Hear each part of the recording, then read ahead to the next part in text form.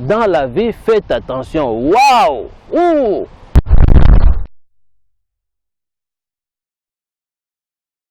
Shalom bien-aimés, que Dieu vous bénisse. Bonjour, bonjour à ceux qui me suivent en ce moment. Que Dieu vous bénisse. C'est l'évangéliste Lukubi Kagi Christ de l'éternité. Il y a ces groupes qui sont venus, groupe de jeunes. Un groupe de jeunes Kifno Beat qui sont venus pour présenter leurs condoléances à la famille de DJ Arafat. Et après avoir terminé leurs paroles, Maman Tina a pris la parole, quelque chose Maman Tina Glamour a dégagé. Bien aimé, pourquoi Maman Tina a dégagé cette parole? Qu'est-ce qu'il y a à voir cette parole dans la vie? Faites attention avec cette circonstance, avec l'arrivée des jeunes qui sont venus rendre les hommages et présenter leurs condoléances. Qu'est-ce qu'il y a à voir?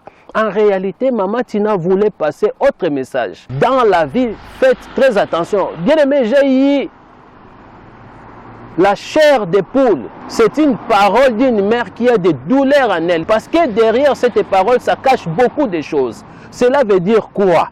Pourquoi? Dans cette circonstance, qu'est-ce qu'il y a à voir avec cette parole? Dans la vie, faites très attention. C'est qu'il y a quelque chose qui ne va pas, qu'elle cache et qu'elle n'a pas voulu le faire sortir ouvertement. Mais sagement, pour protéger son fils, en tant qu'une maman, elle a dégagé ça. Dans la vie, faites attention. Faites attention, vous les jeunes. Arafat n'est plus, mais j'ai resté qu'avec vous. Vous les jeunes, vous mes enfants. Donc, Arafat n'est plus, mais vous êtes aussi mes enfants. Je restais qu'avec vous. Et votre visite, ça me touche. C'est-à-dire, elle parlait ça avec une douleur en elle. Mais qu'est-ce que Maman Tina voulait réellement dire? Maman Tina a voulu tout simplement dire aux jeunes, dans la vie, faites attention. Malgré tout ce que moi, en tant que sa maman, je lui ai prodigué comme conseil, ou ma famille ont prodigué les conseils, ou les amis, les proches, ses proches ont prodigué comme conseil, mais Arafat ne voulait pas écouter. Arafat n'est plus, mais je restais qu'avec vous, les jeunes, vous mes enfants. C'est pour cela, dans la vie, faites très attention. Il faut écouter, il faut marcher selon les conseils des gens ou des parents, tout simplement. Arafat n'est plus. C'est ça, réellement c'est ça. Bien aimé, on nous dit d'analyser. Pourquoi Maman Tina devait seulement faire sortir cette parole? Elle a préféré de cacher ces messages pour protéger son fils, pour protéger le décès de son fils, pour protéger tout simplement comme une maman, en tant qu'une maman, tout simplement. Cette maman mérite beaucoup de soutien, mérite beaucoup de soutien des Ivoiriennes ou des Ivoiriens, mérite beaucoup de soutien des peuples du monde entier. Parce qu'elle a des douleurs et elle mérite des soins médicaux. Parce qu'elle a des fortes douleurs. Le fait de ne pas faire couler les larmes, cela ne dit pas que la personne n'a pas de douleur. Il y a d'autres personnes qui pleurent par se moucher. Le nez coule. Ils pleurent comme ça. Il y a d'autres personnes qui pleurent par les cœurs. Les cœurs pleurent, les cœurs saignent. Et ce sont des douleurs très dangereuses. Les douleurs du cœur. Là où les cœurs pleurent, là où les cœurs saignent, c'est très dangereux. Ça amène aussi à la mort. Ça amène aussi à des crises différentes. Des crises cardiaques, ceci, cela. Voyez-vous, donc elle mérite beaucoup de soutien, nos soutiens. Il faut beaucoup prier pour cette maman. Je dirais seulement à Maman Tina de donner sa vie. Maman Tina, donne ta vie, confie-toi à l'Éternel. Prie le Seigneur qui peut te fortifier, qui peut te donner de la force en ces moments difficiles. Donc cette maman mérite beaucoup de soutien. Il faut prier pour elle. Elle mérite beaucoup de soins médicaux, beaucoup de soins. C'est pour cela, vous qui parlez mal de cette dame, de cette Maman Tina, bien aimé, repentez-vous. Repentez-vous. Cette dame est innocente. Cette dame a des douleurs. Elle pleure son fils.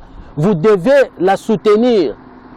Ces paroles qu'elle a dégagées là, ça dit beaucoup, ça dit beaucoup. Vous aussi, vous pouviez les décortiquer, les décrypter, l'analyser. Elle ne connaît rien dans la mort de son fils. Mais elle a des douleurs. Tout ce qu'elle fait, ce sont des douleurs. Chacun a sa façon de s'exprimer au moment de douleur. Chacun a sa façon. La parole de Dieu nous parle ceci dans Ecclésiaste chapitre 11 au verset 9. Jeune homme, réjouis-toi dans ta jeunesse. Livre ton cœur à la joie pendant les jours de ta jeunesse. Livre ton cœur à la joie pendant les jours de ta jeunesse. C'est très dangereux. Ça, c'est une malédiction.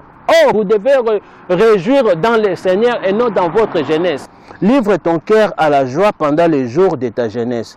Marche dans les voies de ton cœur. Non, c'est très dangereux. Vous devez marcher dans les voies du Seigneur, de l'Éternel et Dieu. Donc ça, c'est une parole de malédiction. C'est une parole de malédiction. Ce n'est pas de bénédiction. On vous interpelle en fait. On vous met en garde. Voyez-vous?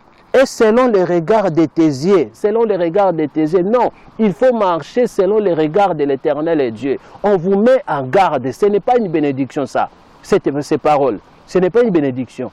On vous met en garde, on vous interpelle.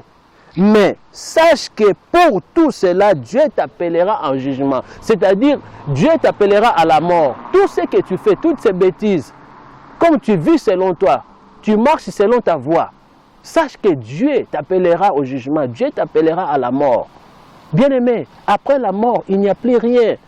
Il n'y a plus rien. Après la mort, c'est-à-dire, tout est parti. Mais avant la mort, il y a encore de l'espoir. Tu peux donner ta vie à Jésus-Christ, le Seigneur va te sauver. C'est tout simplement ce que Maman Tina a dit. Faites très attention. Faites très attention. Vous devez marcher selon la voie de Dieu. Vous devez se réjouir dans l'Éternel et Dieu, dans le Seigneur. Et non selon votre jeunesse. Moi aussi j'ai passé par là. Maman Tina prodigue des conseils. Arafat n'est plus, mais elle continue de prodiguer les conseils aux jeunes, aux enfants. Elle a considéré ces jeunes comme Arafat. Elle a dit, faites attention. Arafat ne voulait pas écouter, malgré les conseils, malgré tout ce qu'on a fait. Mais il ne voulait pas écouter. Arafat ne voulait pas écouter. Malgré, il ne voulait pas écouter. Regardez maintenant ce qui nous est arrivé. Donc faites attention vous les jeunes. Faites attention tout simplement. Proverbe chapitre 3 au verset 5 à 6. La parole de Dieu nous dit ceci. Confie-toi à l'Éternel de tout ton cœur. Aujourd'hui les jeunes ont confié leur cœur aux féticheurs, aux envies du monde, aux biens matériels. Mais vous devez confier vos cœurs à l'Éternel. Bien-aimé, la vie est courte. Lendemain, tu ne connais pas. Tu ne connais pas. Dieu peut te surprendre, mon frère. Dieu peut te surprendre, ma sœur. Il est temps de racheter ce temps.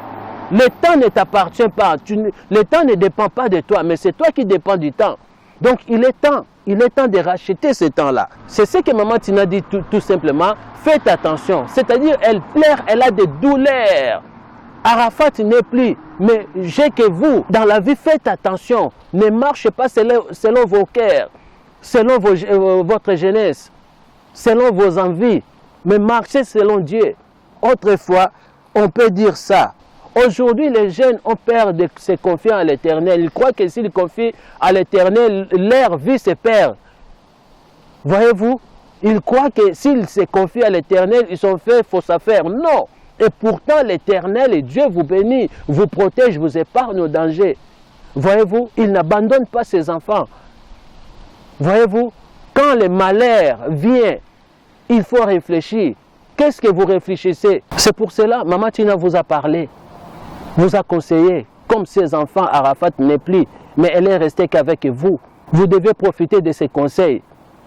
Dans la vie, faites attention. Ça m'a fait la chair des poules. Oh! Dans la vie, faites attention, c'est-à-dire elle a beaucoup de dire, mais elle ne sait pas le dire pour protéger son fils, pour protéger l'image du décès de son fils. Il ne sait pas tout étaler, mais elle a dégagé tout simplement dans la vie. Faites attention, il faut analyser les choses, il faut se poser des questions. Pourquoi cette parole? Pourquoi cette parole? Bien-aimés, je vous laisse aussi à analyser, je vous laisse aussi à décrypter. Dans la vie, faites attention. Encore une fois de plus, je dirais mes condoléances à Maman Tina et à la famille biologique, y compris au peuple ivoirien, tout le peuple du monde entier. Mes condoléances.